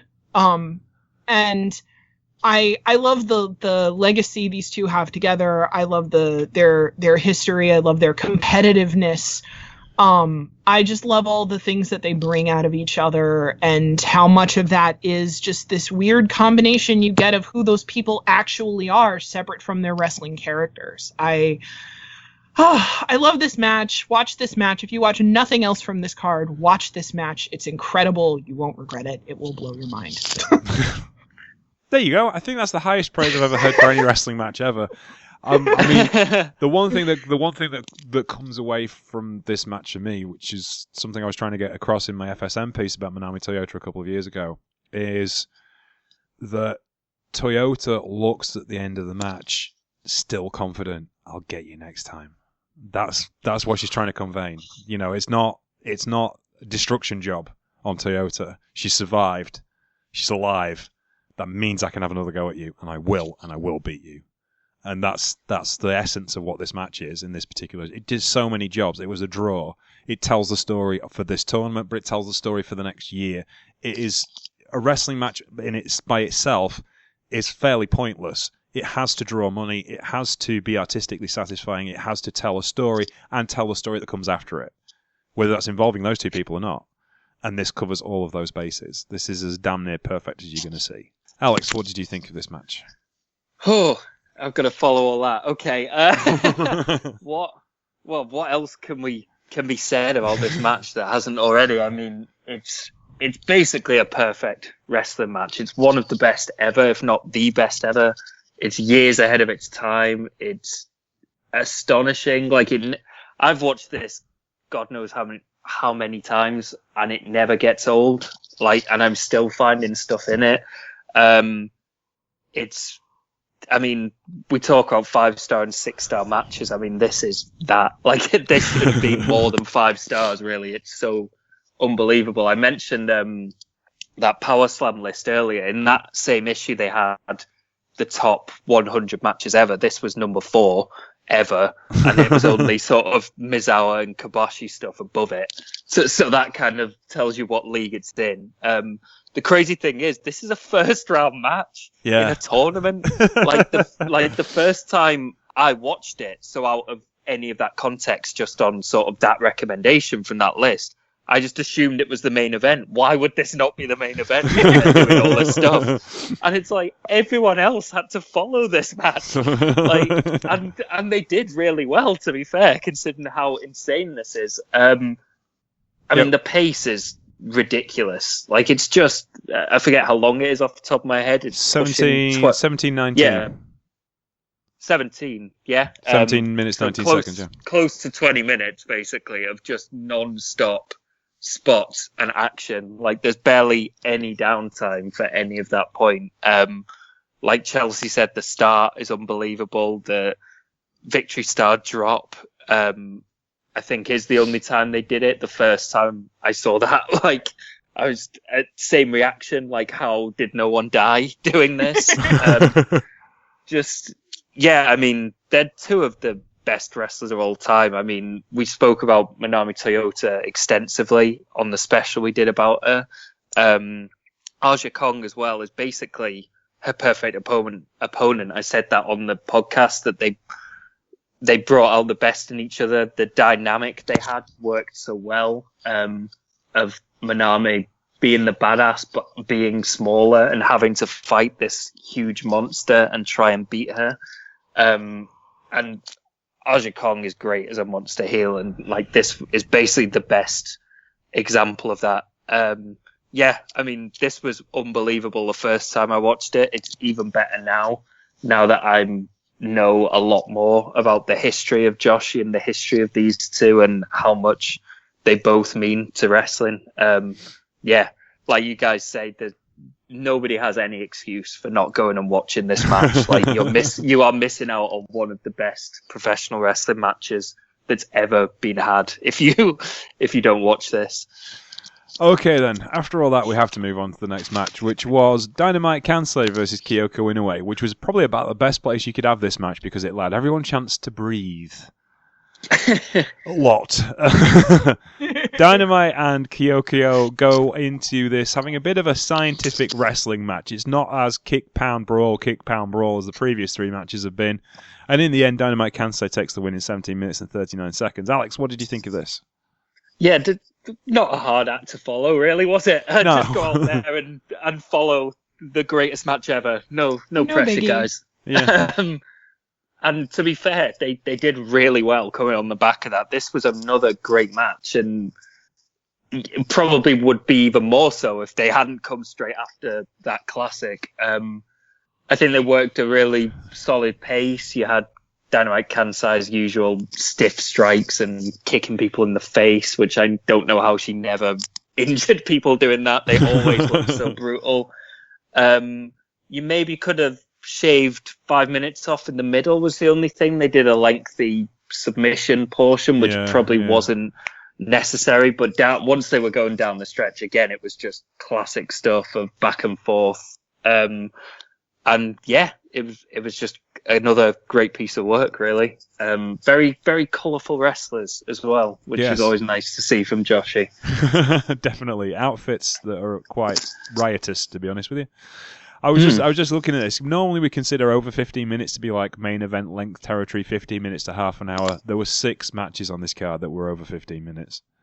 Wow. There you go. Yeah. I mean, this, again, like on another card, this one would be main event level. You know, they were 2 of the top stars at the time. Yeah. They worked it like that. Again, first round match. It's just, that's what this card was. It was just nuts. Chelsea, what did you think of these two? I watched this match for the first time at the end of an 11-hour day at the office on the train home, and it really cheered me up. What I wrote in my Google Doc was, I said, it makes me feel warm inside like drinking hot cocoa on a cold day. Aww. Kyoko Inoue is so high energy, and she does such a good job at maximizing whatever the thing is that her opponent brings to the table. And it's just, I mean, like, you can tell the crowd at this point needs a breather from the match that came before it, and they want to have fun. And I think these two knew that, and they let them have fun. It's I don't know, like, I don't know that the submissions in this match work to tell the story throughout the whole match, but all the big spots in this match are so cool. The best spot is when Dynamite does the crucifix powerbomb off the top rope. Yeah. And, oh, God, yeah. I saw that and I thought, that's why Sasha Banks and Charlotte Flair teased that spot at SummerSlam. Because I would put money on it that Sasha had this in her head when she did that. I knowing what I know about her relationship to Joshi and how much she loves it, I would put money on it that this was the inspiration for that. If you can watch 2 wrestlers trade punches, and they're both a little blown up, they're both a little exhausted, but they're slugging at each other on the mat and trying to, one-up each other, and everybody, including the crowd, like, still cares about what's happening and enjoying themselves. Everybody's doing a really good job. This is a really fun match, especially considering, like you guys have emphasized, what it had to follow. I was really impressed at the stuff that they got out of the crowd at this point. Okay, then, we move on to match 18, which was a bit of a break from the tournament format, and it featured kind of like, well, the pin-up girl wrestlers of 2 respective companies, or 3 respective companies, in fact. QT Suzuki and Takoko Inoue of JWP and All Japan Women, respectively, had a bit of a feud and a match on the previous JWP Supercard that me and Alex looked at a couple of weeks ago. And they've buried their hatchet between them and have decided to produce a kick-ass tag team between them. A rule-breaking heel tag team between them. And they're taking on FMW's Hikaru Fukuoka and Megumi Kudo. Now, Megumi Kudo, it's kind of sad that she isn't in the VTOP 5-star tournament for my particular take, because she was arguably one of the top 8 wrestlers in the world at the time. And they have to put people somewhere. This was a damn fine replacement for not being in the VTOP tournament, and this match was an awful lot of fun, and especially fun to watch the sweet, innocent, angelic QT Suzuki breaking all the rules she possibly could in this particular tag match. Alex, what did you think of these two? Yeah, well, this was they had a couple of matches here to buffer and give the tournament wrestlers some time to rest the injuries they'd all accumulated, no doubt, just in the first round matches. Yeah, I mean, I don't think, like you say, it was the pin-up girls. I don't think it was a coincidence that they sent out the most attractive 4 women they had to be like, keep people in their seats, if you like. And also the fact that they worked such a fast pace as well to keep people engaged in that way, because this is the time in the card when people are going to start getting burned out after 17 matches prior to this. I think they held the crowd's attention really well. It was very chaotic, basically. Loved seeing Inoue and QT Suzuki together. Kudo and Fukuoka was interesting. They weren't quite the finished product at this point, but you could see where they were going to go from here. And yeah, it was just a fun, chaotic match to break up the card, really. Kudo was missing Combat Toyota a lot.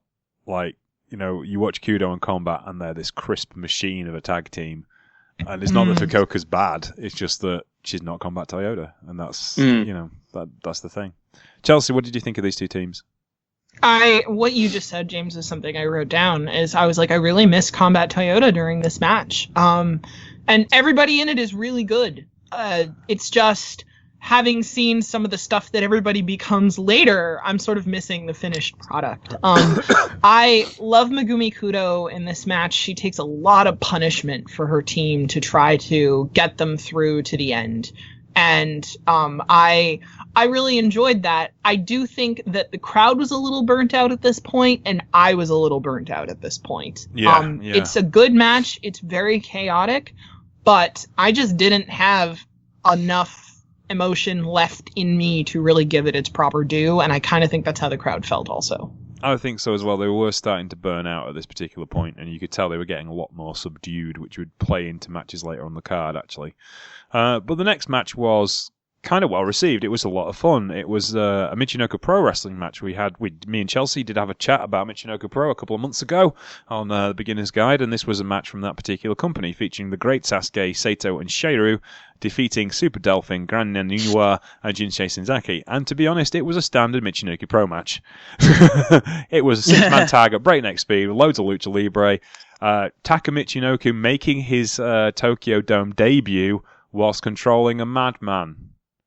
Nothing's changed then. Great Sasaki, Saito, and Sheiru win the match. Probably highlight of the minute of the whole match for me was Super Delphin taking a bump outside, landing in Doris Blinnell's lap, and I believe trying to ask her out, which was pretty funny. Other than that, it did what it said on the tin. It was awesome. So, Alex, what do you think? Oh, sorry, Chelsea, what did you think of this? This is the Divas match on this card. This is we have to give you guys a cooldown that you're still going to like, so we're going to put something silly and frothy in there that you don't have to get super deeply invested in. And I thought it was nice of the guys to do their part to let the ladies shine. I like Super Delphin. He's really, really funny. If you like Chikara, you will like this match because it's very, very silly. I think that this was exactly what the crowd needed because they reacted to it. Even though they were kind of flat for the match before this, they were like, oh, hey, something completely different. Everything Michinoku Pro ever produced is, I mean, basically, unless you're comparing it to Chikara, which is directly inspired by it, you're going to watch it and think, and now for something completely different. It's not really like any other wrestling product. So this was enjoyable. I thought it was like the perfect thing to put on this card where they put it so that everybody could calm down a little bit and laugh and then get back into the match that comes after it. Just to run the people through, by the way, just to say how silly and gloriously inspirational of Chikara is. There's great Sasuke, a Japanese man playing a Chinese martial arts expert. There's Dick Togo, who's, Dick Togo. And there's Sheiru, who ends up being Kaz Hayashi in WCW.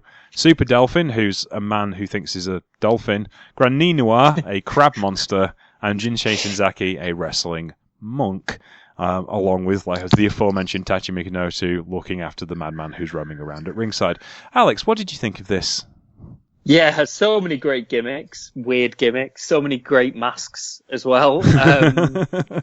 Yeah, I mean, just absolute hilarious chaos, dives, great sort of weird spots and rope walking and, I mean, like, entertaining stuff like shuffling along the ropes and threatening to do an elbow drop, and they move, so you carry on shuffling along the ropes until you can hit it. It was very, it was just really fun, and like you guys have touched on, it was perfectly placed in the card for let's do this fun kind of flippy wrestling, for lack of a better term, and get the crowd, you know, invested again and having a good time, warmed up, because we're going to get into some very intense stuff now, very violent wrestling again coming up. So yeah, this was perfectly placed for where it was. And yeah, I guess to kind of touch on what Chelsea said with them being the cool down Divas match, I mean, they were doing a lot of stuff to try and keep up with the Joshi on this card down the end. They really tried, but they could not top what was on this card. But they did their best. Yeah, I just know, I didn't realise this, but Grand Naniwa is sadly no longer with us. He died at the age of 33 after a heart attack in 2010. Oh, that's sad. It's really sad. I was just clicking through just to see, because it's like Sato actually is Dick Togo and is more famous as Dick Togo, and Sheiru is Kaz Hayashi, who's obviously more famous as Kaz Hayashi, so I just thought I'd check. And Grand Naniwa is no longer with us. Sad, but there you go. Right then, we move on to the last four matches, which featured the semi-final of the VTOP 5-star tournament, which first up was a short match, 5 minutes and 48 seconds of Akira Hokuto dissecting Combat Toyota in short order. This was breathlessly good, as you'd expect from two master psychologists. I loved this. I really adored this match. Even more so than some of the stuff on this card that was a lot longer. This did what it was supposed to do very, very quickly, very succinctly, and Toyota didn't look worse off for losing to Hokuto. She probably didn't need to kick out on 3 from the Northern Lights bomb at the end, but, you know, these things happen. Alex, what did you think of these two? Yeah, into promotional stuff again. The promoters want can you imagine the politics on this card? Yeah. But yeah, exactly that. Like, it was shorter, it was quicker and to the point, which I think worked well after what we'd had up to this point, particularly with the first round bouts. It also makes sense from a logical point of view that they're not going to want to go as long, because they've got to, you know, the winner's got to go to the final and sort of be in shape to try and win the whole thing. We've got to look at the Japanese table as well, of it not breaking when Combat Toyota missed the leg drop, and that kind of played into the finish. She hurt her leg, allowed Hakoto to hit a finisher. Toyota plays the monster heel role really well here against Hakoto. You know, the stuff of her accidentally weakening herself and stuff like that. It was just, yeah, like you say, really good. Did what it said in the tin and set up Hakoto really well for the final. Yeah, definitely. Chelsea, what did you think of this? This match is a masterclass in timing. It's smarter than I am. Like, they're both just so good. Like, they know that it has to be short. They know that neither of them really have it in them to have a really long, intense bout at this point, and they still both manage to get their big spots in and make each other look good. And I love them both a lot. And I don't know if Combat and Akira Hokuto had a really, like, a long, emotionally weighty singles match at some point, but if they did, I need to look it up, because I'm sure it would be, like, spectacular. Like, you can tell watching the two of them together that they have chemistry. That's not the point of this thing. This is the tournament semifinals. We have to get through it. We have to save the person who's going to be in the final match for it. Let's get it done. And it's really, really good. It's enjoyable. We do crack on about how great the class of '87 was, but half this field was the class of 86 AJW dojo. Wow. Yumiki Hotta, Akira Hokuto, Combat Toyota, and Aja Kong. God, imagine being in that class. Like, Jesus. Wait, Combat Toyota and Aja Kong came from the same class? Yep, they did. They were both class of 86. That's really interesting. Yeah, Combat Toyota left the company after kind of being just not used. They just didn't really book her anymore. And Megumi Kudo was told she wasn't developing fast enough. So, yeah. So that was the class of 86. How much standard you had, that's how high the standard was. Yeah. Sorry, you're not as good as Aja Kong, therefore you can't work for us anymore. You must be bad, God, yeah. Which, I mean, considering all the things that Combat went on to do in her career, I'm so glad that she found her footing elsewhere after AJW just kind of like didn't really appreciate her and threw her aside. I mean, I can understand how it's hard to stand up to the monolith that is Aja Kong and her legacy and everything she did. But like, I'm so glad that Combat's talent wasn't wasted and that she did get her recognition elsewhere. Yeah, me too. Because it is like, you know, there's been a lot of things said about Asushi Onita, and before it's all said and done, there'll be a lot of other things said about Asushi Onita. But for his eye for talent is exceptional. You know, a lot of people said FMW was just about him. You only needed him, and that's all you needed. No, because Megumi Kudo drew 11,000 at the Yokohama Arena by herself. You know, one of the reasons why FMW Anniversary 6 was so big, because it was Combat Toyota and Megumi Kudo in a barbed wire double hell death match. It wasn't just Onita. People will say that, and I can completely agree with them to an extent. A large part of it was Onita at his nebulous, but you know, there were other things there in FMW that were making people go buy tickets to go see shows in clapped out baseball stadiums in the middle of nowhere. This was, it wasn't the most comfortable experiences going to see an FMW show, because, you know, the fire marshal might shut the show down at any second. So, you know, but anyway, that's a different story for a different day, but certainly you're right. Combat Toyota deserves all the praise she gets. She was a fantastic wrestler. Anyway, we will move on to Aja Kong, who defeated Dynamite Kansai in their semi-final match in 12 minutes and 24 seconds of kicking the living bells out of one another for a long period of time. This was a war of attrition and set up the final beautifully. Chelsea, what did you think of these two? This is, I think the phrase you like to use, James, is stiff as houses. Yeah. This is so stiff. Like, it's not just the kicking and the punching, and it's like, I mean, Kansai kind of tries to decapitate Aja, and Aja, I mean, just punishes her for it so much.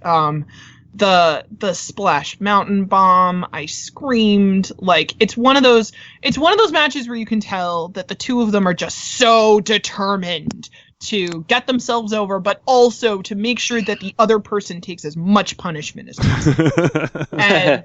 And I mean, they both look like huge stars in this match, which is wonderful. And again, considering how late this is in the card, really incredible. It's a little hard to watch because they beat the crap out of each other after all the punishment they've already taken from their prior matches on the card. I mean, the fact that they have this match after all the stuff that they did before this is astonishing. It is really good, but I am not sure that I had the full emotional range to appreciate it when I was watching it, because I didn't watch this match. I didn't go back and watch it on its own. I watched it right after Combat Toyota and Akira Hokuto, and, you know, I watched it in the same sitting as the Aja Kong Manami Toyota match, and so I think it suffered a little bit in my estimation of it because of that. But that's not to say there's anything bad about it. I think if somebody goes back and watches it like on its own, it still stands up as a great match because those two are both just awesome. If you go back to the JWP main event we were talking about, Super Queen's Big Flash, that one might be the wrong title. The JWP 10,000 seat we talked about a couple of weeks ago. Which one of these is better? Because they're both in different contexts. You know, that's a championship match on a rival company's card, and this is a tournament semi-final. But which one do you think you prefer? It's interesting because I was thinking exactly that watching this. Which will be better? I'd probably lean in hindsight, because I hadn't seen the JWP match before we covered it. I'd seen this before. Yeah. I thought this was the best they'd ever had, but I think the JWP match is a shade better in hindsight.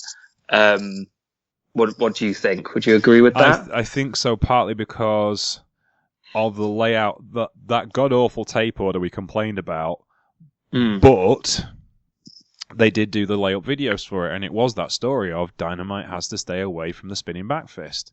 And she spent 20 minutes staying away from the spinning back fist until finally Aja got her. And then, you play that into this match, and it's like, can she keep away from it? Can she keep away from it? And no, she can't. Again.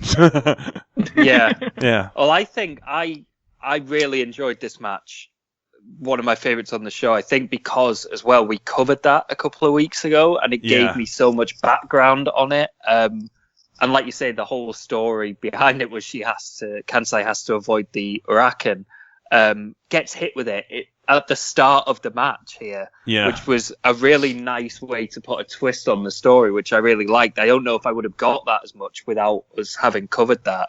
And yeah, I mean, moving on from that, I mean, I just love their matches. Like, I love their chemistry together. It's always so stiff and brutal. And again, even if it's a shade lower than that JWP match, it's still amazing. Like, their kicks and strikes are as brutal as usual. Kong threw in a double stomp from the top, which was absolutely horrific to watch. Like, that did not look like it was fun to take at all. Like I say, it had a similar feel to that JPW match, particularly down the stretch. I really like that MMA feel. I touched on that earlier, where it almost makes the kickboxing belts look worse because they do it so well here with like them getting knocked down and trying to beat the count and stuff. Yeah.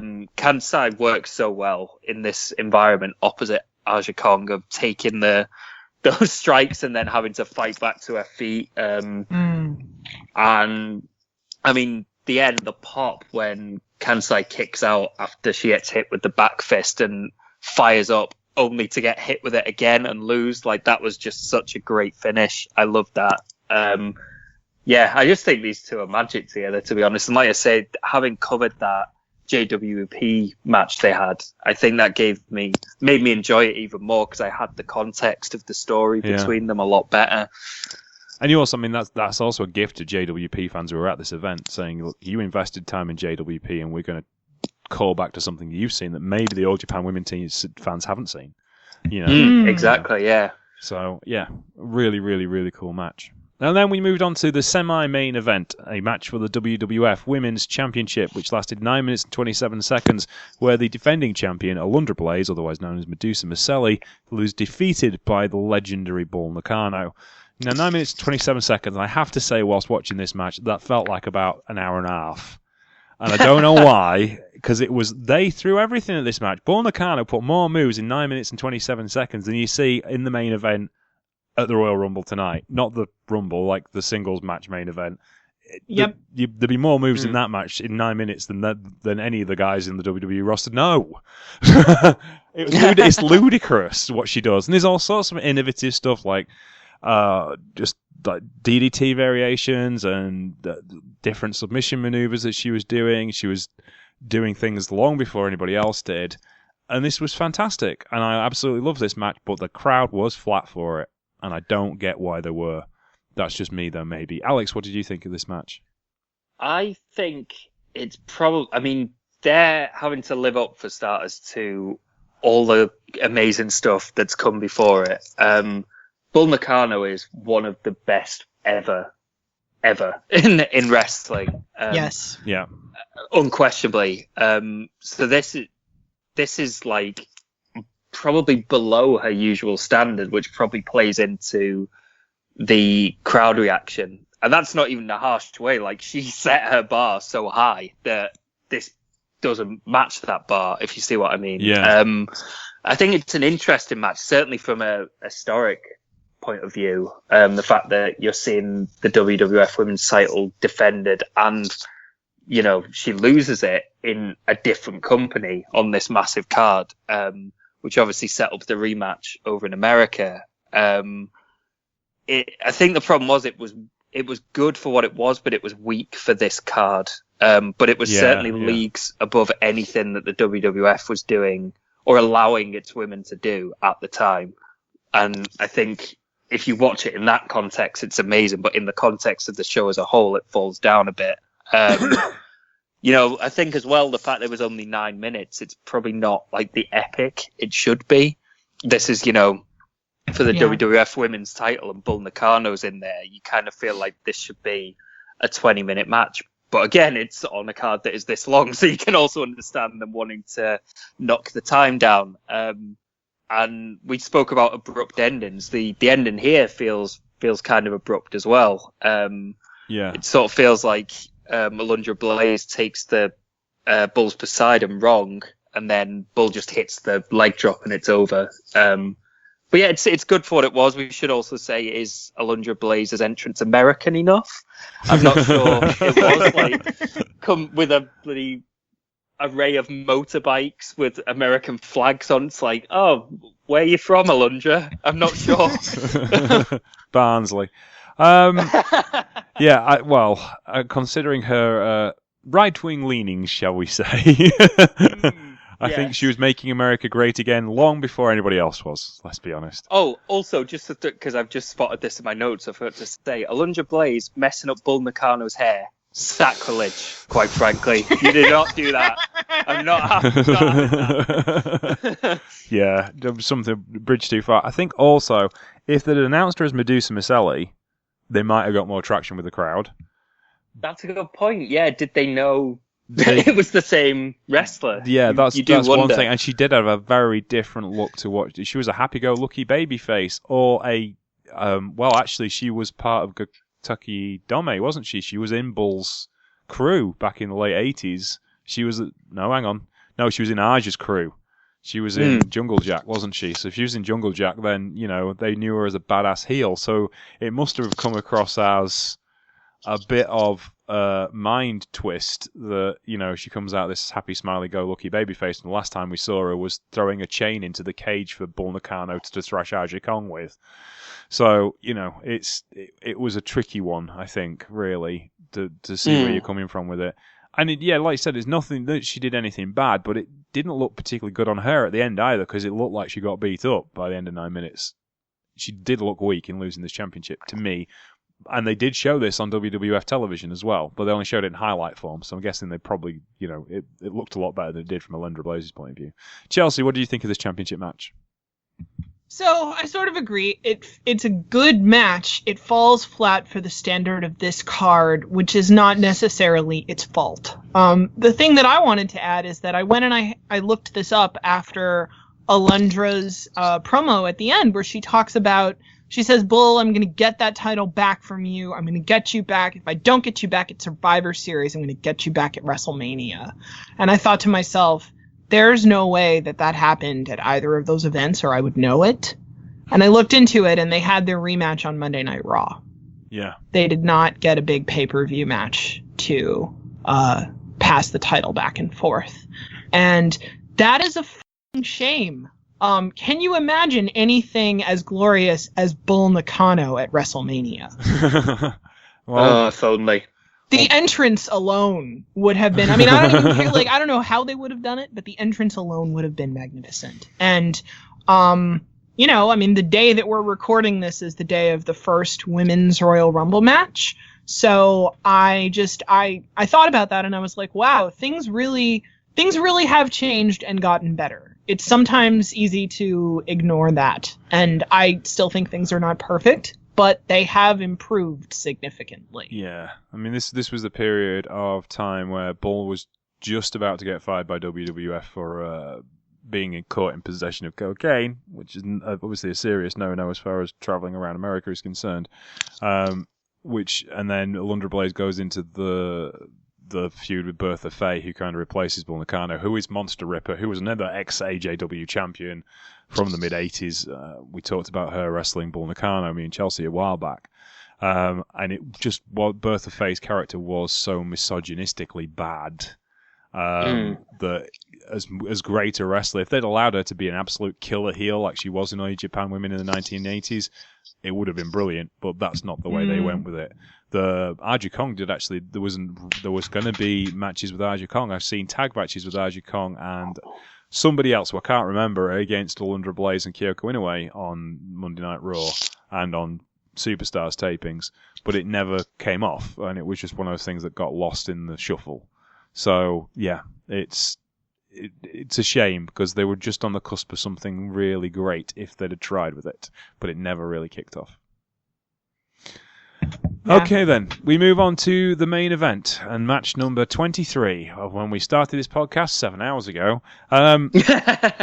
This one was, well, it's just brilliant. It's breathtakingly good, and it is such an emotional experience watching this match. I just, even the way this match plays out and how layered and thick it is, because I think it was a year before Akira Hokuto had challenged Aja Kong for the WWF Women's Championship and had said, Aja, I don't want to challenge you tonight because I have a knee injury and that will ruin the prestige of the championship. These fans deserve the best match they can have. And she never challenged again. So you get to the final of the VTOP 5-star tournament and it's these two, because it had to be these two. Because it had to be these two. And then in that match with Aja and Akira, the first time Akira has to leave the ring, she tapes up her ring, she gets injections at ringside, there's all sorts of stuff goes on to protect her knee throughout the match.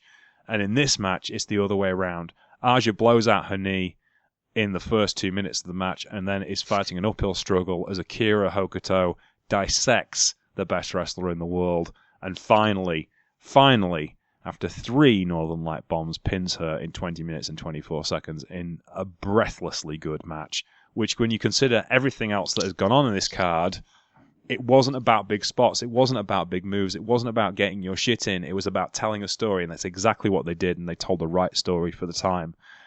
And just listening to Aja Kong sell in howling pain to Akira Hokuto is just one of the most emotional things you'll hear in a wrestling match, because not that Aja Kong doesn't sell, but she never sells this much, and she never sells this well ever again. This is just absolute at a peak. This is just telling a story that is just the story of All Japan Women, victory through guts. This is what this is about. This is what they're trying to epitomize in this tournament, their greatest tournament on the biggest card of their 25-year history. And to see Hokuto sat down in her traditional pose, one leg up, one leg down, as people essentially just throw trophies at her because she can't stand up because she's that emotional, is just absolutely stunning. And then Aja crawls over to her to hand her the championship, her own championship, because she thinks she doesn't deserve it anymore, but Hokuto picks it up and gives it back to her. And it's like, what? I can't get my head around how emotional a story this particular match is. Chelsea, what did you think of this? How do you watch this match without crying? Like, I've never seen anything like it. I think it's one of the most layered, most emotionally intense matches I've ever watched. I actually really wondered the whole time after Aja had the knee injury if it was genuine or not. Do we know for a fact that it wasn't? The way she landed was kind of like it. She made it look like a botch, but she was in control when she landed. That's the reason why she's just so good at it. She's good at selling stuff that it looked like she'd botched up bad. And then yeah, but I think it wasn't an injury. I think she was just selling, and it was just yeah. I knew Aja Kong was like world class amazing, especially during this period. I think I underestimated her. I don't think I really knew she was this good. I was shocked. I was also shocked that, this match is, in terms of the technical wrestling in this match, it's not on par with Aja and Manami from earlier in the card, but the storytelling in this match is so solid, and it's so beautiful, and there is so much respect there between these two as they beat the crap out of each other. I love that they're genuinely competitive with each other, but also they are so generous with each other. Like, Aja's selling is so generous. It is such a gift. And the fact that I've never seen her sell like that in any other match, based on what you're saying, James, it sounds to me like this is really the only time she does that in a big way. Yeah. That's just incredible. This match is unreal. Like, it is so good. It is a masterclass in storytelling. I don't think anybody could watch this and dispute that Aja Kong is like one of the best, if not the best, big girl wrestler of all time. And this is peak Akira Hokuto. Like, you get to see all the stuff that she's known for and that is so great. And I mean, like, the pile drivers and the suplexes, and she's so determined and she's so vicious and she's so elegant. It's really, really impactful. And by the time it's done, they're both exhausted and you're exhausted. But it's in a good way. It's in a good way. Like, the ceremony at the end with all the trophies and the title, and then Aja trying to give Hokuto her title. I couldn't process it. I was just like, no, I don't have space for this in my brain right now after everything that I just said. It's so emotional. It's so intense. It's really mind blowing. Definitely, if you have to pick and choose what to watch from this card, make space to watch this match, because I've never seen anything like it. Alex, what do you think of this? What else can I say that you guys haven't said? I mean, the Aja Kong stuff, like, I couldn't believe the way she was selling. And that's not, like you say, it's not that she doesn't sell in matches. It's just so different to what you would expect. She works normally as this monster heel, and she's selling like, I don't know, Shawn Michaels in his prime or something. Like, she's full on, like, crying in the submissions and stuff, because then she's playing up that her knee is completely destroyed, basically. It was really interesting. It was completely unexpected. I mean, James, you basically said the whole why it was so emotional and the story of the match and how they played off previous ideas and, Akira Hokuto's dodgy knees, and that all played in. I like it. For the first part, it's Aja trying to work on Hokuto's knee to tell that story, and that looks like that's what the story is going to be. And then they completely change it, like you say, with Aja falling out the ring and hurting her knee, which was just such a interesting way of doing it that I just didn't expect at all. Talk about the respect between them. I love the start where they both slap each other and then shake hands. It's like, that just sums them up so well. And like the whole, kind of issues between them, that they want to be the best, but there's this respect between them, but they're both complete badasses. I mean, for telling the story and for it being the final, it was the perfect story to tell, and it was so emotional. I mean, I guess the only shame is that it came at the end of such a long card to where the crowd maybe weren't quite as invested in it as they should have been. I don't know if that's me nitpicking too much, but I don't know if they were reacting as loudly as you maybe would have expected for some of the moments they threw in here. I think I read that people had left before this match just because of the length of the show, which is such a shame, because this, like you guys have touched on, just wraps up the tournament and wraps up the story between these two so well. And you've got the stuff after the match of Aja trying to give Hokuto the belt and all this great storytelling stuff. And obviously, as are the rules of Japan, 500 massive trophies are awarded to Hokuto for winning. But yeah, I mean, to pick up on what Chelsea said about Aja Kong, I mean, I think I kind of agree. Like, I knew she's one of the best ever, but this was a different side to her that I hadn't seen before. And she's the MVP of this tournament and this card, which is quite a big statement when you consider some of the people who are on, some of the wrestlers are on this card and in the tournament. and she for me was the standout performer of the whole thing. So yeah, I mean, you can't deny that she's one of the best ever on the back of this. Yeah, this match and this card is just absolutely stunning, and it needs to be seen. If you can watch it in its entirety, and you can set aside a few hours to watch this, you don't have to watch the a few days, probably. There's a few days. You don't have to watch everything, but I strongly suggest you do, because wrestling cards are a canvas. No matter what the card is, it's how you layer things together and tell the story through the whole evening as to how successful it will be. And this is one of the best examples of that, having to bring the pace up and bring the pace down, trying to do things differently and respect your past, and tell the story of the biggest wrestlers in the industry coming together for the biggest tournament in history. And this just really fulfills all of that promise that certainly, you've set yourself up for a fall here.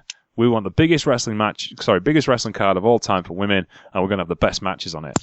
And you've got at least 2 or 3 that are all-time classics on this particular card, and everything else just works. And the tension and the pressure on these women was through the roof, but they managed to make it all work in what they're doing. We don't really talk about that. We talk about the pressure cooker today in New Japan Pro Wrestling.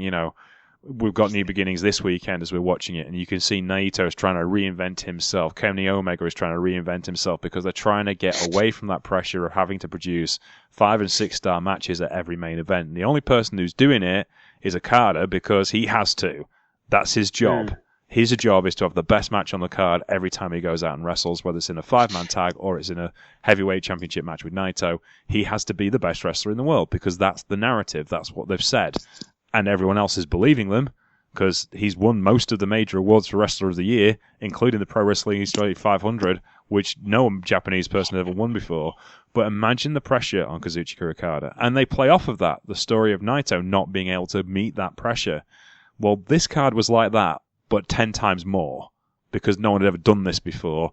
And you've got 10 women who are arguably the best wrestlers in the world at the time. And that's the kind of pressure they were under. And yeah, it was phenomenal. Now, well, this is the peak of women's wrestling in Japan, basically. And like you say, they put they put that pressure on themselves to deliver, as well as the company setting up this massive card. And yeah, the fact that it delivered to this level is even more unbelievable when you watch it back, I think. Alex, what did you think of this card now you've watched it? And in context, where do you think it fits in wrestling history? I mean, it's unquestionably one of the greatest wrestling cards ever. I don't know if I'd want to put my neck on the line and say it's the greatest ever, but it's certainly easily up there. I mean, the only thing that would let it down is the absolute length of it. Like we've touched on loads of times, that it's so long. But in terms of there's barely a dud on there. There are absolute classics. There's possibly the greatest wrestling match to ever take place on it in the middle of the card. You've got this great main event with a great story behind it. You've got history. We spoke about the WWF Women's title being on the line. It was just the absolute peak for women's wrestling and for probably wrestling in Japan in a lot of ways. And there's a reason why, we're in this golden period again in Japan with New Japan. There's a reason why you're using that as the reference point going back to this period, because that's kind of the greatest stuff there's been since this, really, in terms of consistency and the amount of great matches that are being put on and the pressure that the wrestlers are putting on themselves and the risks they're taking to put on these great matches. The fact that we're talking about New Japan now in the same context as All Japan Women, then kind of to new fans should sort of give you an idea of the level we're talking about. Yeah, definitely. I think you're right. I mean, there is a couple of places that get to be pressure cooker good. I think currently the women's division in WWE is going through a similar kind of thing. You've got a bunch of wrestlers who are just as good as one another, and they're pushing each other, and the pressure's there to perform. So that's the reason why you have the Women's Royal Rumble today, because the pressure's there, and pressure has to go somewhere, and it's gone to the office. There are a couple of other places. Arguably, Progress Wrestling over the last couple of years has been a pressure cooker for Pete Dunne and for Travis Banks and for CCK and Mustache Mountain and a bunch of other guys. And that's how they got good, because they all put pressure on each other to get better, and the fans put pressure on them to deliver more, and they did. And that's how companies in this day and age, once you've got away from the territory system and you have to get attention, you can do it numerous ways, either through good storytelling or through good matches or go through great characters. But ideally, you want to do it with all of those things at the same time, which is what New Japan's doing at the moment and what All Japan Women did in the day. So, yes. Chelsea, where do you put this card in wrestling history? Oh my god. Well, that's really hard to follow. I think the thing that stands out to me the most about this is how big of a risk they took and how much money was on the line. How bad this would have been if it had failed, and then how successful it was. That's just astonishing to me. Do wrestling companies have the ability to take risks like that anymore? WWE, the big problem with WWE right now as a fan is that they don't take risks in a lot of ways. They only do things like getting on board with the idea that women's wrestling is a draw. Oh my God, who knew? After there's been so much social pressure on them to do it that it's way past the time when they should have, Yeah. I don't know that there's anything that I can completely compare this event to, because it's not a WrestleMania where you have a guaranteed audience for a guaranteed sellout crowd where they know kind of exactly what they're going to get. It's so unique. Obviously these companies had big audiences, but I don't think there's any way they could have known before they did this that it was going to work.